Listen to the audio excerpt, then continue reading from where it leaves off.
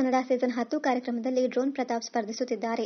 ಈ ಸೀಸನ್ನಲ್ಲಿ ಗೆಲುವಿನ ರೇಸ್ನಲ್ಲಿರುವ ಡ್ರೋನ್ ಪ್ರತಾಪ್ ಬಗ್ಗೆ ಇದ್ದಕ್ಕಿದ್ದಂತೆಯೇ ಕಾಡ್ಗಿಚ್ಚಿನಂತೆ ವದಂತಿಯೊಂದು ಹಬ್ಬಿತ್ತು.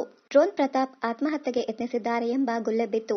ಈ ಬಗ್ಗೆ ಕಲರ್ಸ್ ಕನ್ನಡ ವಾಹಿನಿ ಸ್ಪಷ್ಟನೆ ನೀಡಿದ್ದು, ಡ್ರೋನ್ ಪ್ರತಾಪ್ ಆತ್ಮಹತ್ಯೆಗೆ ಯತ್ನಿಸಿಲ್ಲ ಎಂದಿದೆ.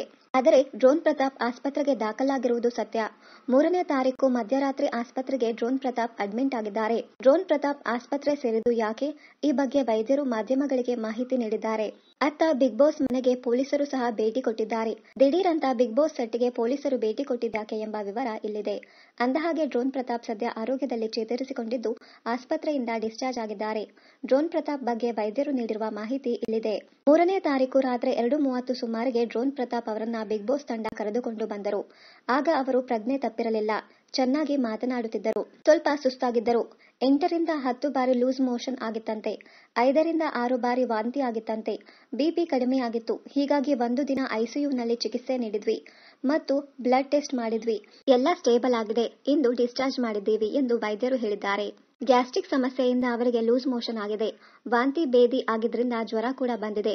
ಇದು ಗ್ಯಾಸ್ಟ್ರಿಕ್ ಸಮಸ್ಯೆ. ಸೂಸೈಡ್ ಅಟೆಂಪ್ಟ್ ಅನ್ನೋದು ಕಂಡು ಬಂದಿಲ್ಲ. 2ರಿಂದ 3 ದಿನಗಳಿಂದ ಸರಿಯಾಗಿ ಊಟ ತಿಂಡಿ ಮಾಡಿರಲಿಲ್ಲವಂತೆ. ಹೀಗಾಗಿ ಗ್ಯಾಸ್ಟ್ರಿಕ್ನಿಂದ ಹೀಗಾಗಿದೆ ಎಂದು ಡ್ರೋನ್ ಪ್ರತಾಪ್ಗೆ ಚಿಕಿತ್ಸೆ ನೀಡಿದ ವೈದ್ಯರು ಮಾಹಿತಿ ನೀಡಿದ್ದಾರೆ. ಡ್ರೋನ್ ಪ್ರತಾಪ್ಗೆ ಚಿಕಿತ್ಸೆ ನೀಡಿದ ವೈದ್ಯರ ಬಳಿ ಕುಂಬಳಗೂಡು ಪೊಲೀಸರು ಮಾಹಿತಿ ಪಡೆದಿದ್ದಾರೆ. ಇದರಲ್ಲಿ ಸೂಸೈಡ್ ಅಟೆಂಪ್ಟ್ ಇಲ್ಲ. ಹಾಗಿದ್ದರಿಂದ ನಾವು ಕೇಸ್ ಫೈಲ್ ಮಾಡಲೇಬೇಕಿತ್ತು ಎಂದಿದ್ದಾರೆ ವೈದ್ಯರು.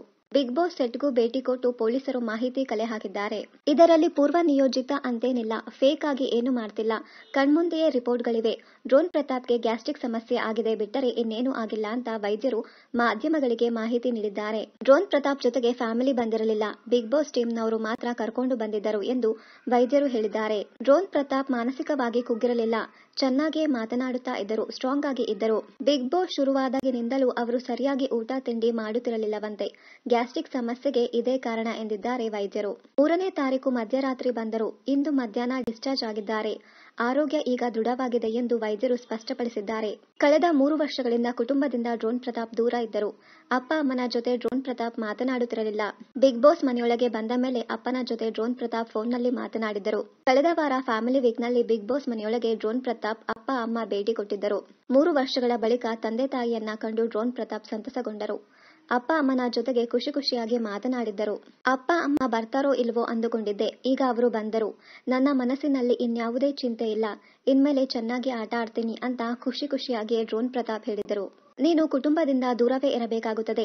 ಕುಟುಂಬದ ಜೀವನ ಯಾಕೋ ಅಷ್ಟು ಸರಿಯಿಲ್ಲ. ನೀನು ದೂರ ಇದ್ದಷ್ಟು ನಿನಗೂ ಕ್ಷೇಮ. ಕೆಲಸ ಕಾರ್ಯಗಳಲ್ಲಿಯೂ ಅಭಿವೃದ್ಧಿ.